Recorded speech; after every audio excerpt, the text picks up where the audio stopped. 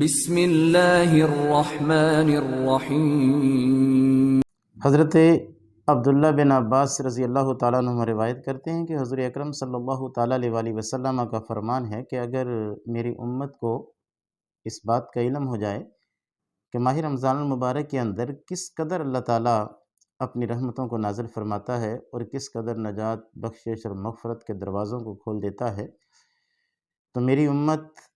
یہ تمنا کرے کاش سال بھر کے شب و روز اور سال بھر کا ہر ہر لمحہ اور ہر ساعت اور ہر گھڑی ہی ماہ رمضان بن جائے، کیونکہ یہ وہ ماہ مقدس ہے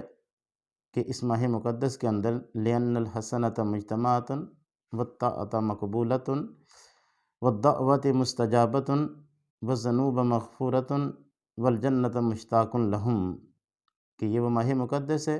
جس کے اندر اللہ رب العزت نیکیوں کو جمع کرتا ہے، اطاعت فرمانبرداری عبادتوں کو قبول فرماتا ہے، اللہ تعالیٰ گناہوں کی عام معافی کا اعلان کرتا ہے،